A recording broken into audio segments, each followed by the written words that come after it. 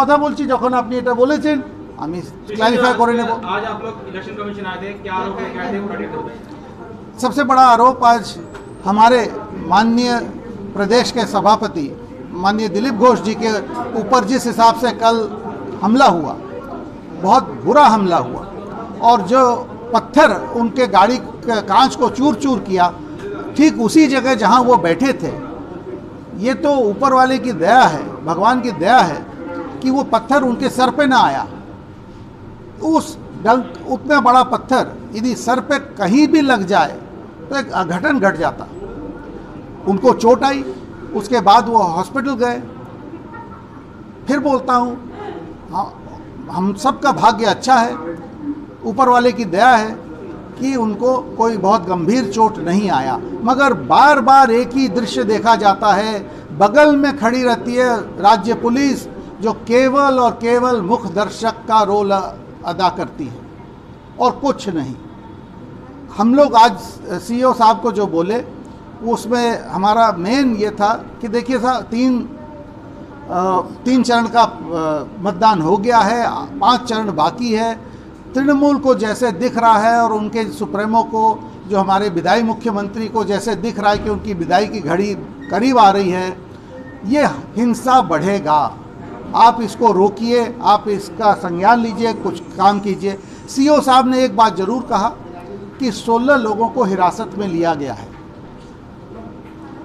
और हमारा एक ही था कि देखिए ऐसा ना हो कि कोई एक बहुत छोटा मोटा हल्का केस देके कि वो एक दिन अतिथि भी हो गए और उनका जमानत भी हो गया। प्रदेश अध्यक्ष हमारे माननीय दिलीप दा के ऊपर जो कल हमला हुआ वो बहुत ही दुर्भाग्यपूर्ण केवल नहीं है, इस प्रदेश के चुनाव के लिए एक बहुत गंभीर विषय है। ये लेके हमारा मेन था।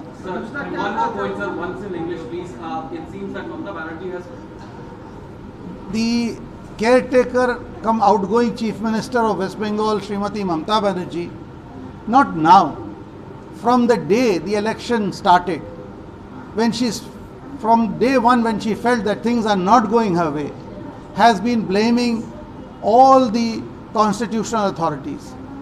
She is blaming the Election Commission, which is a constitutional authority. She is blaming the central forces.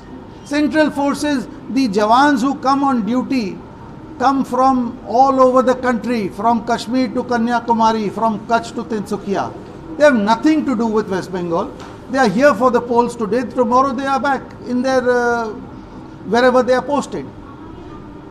See, she realizes, it's not that she is not realizing, she realizes very clearly the people of West Bengal are tired and fed up of no job opportunities, no income opportunities, except and being constantly hammered with tolabaji, with extortion.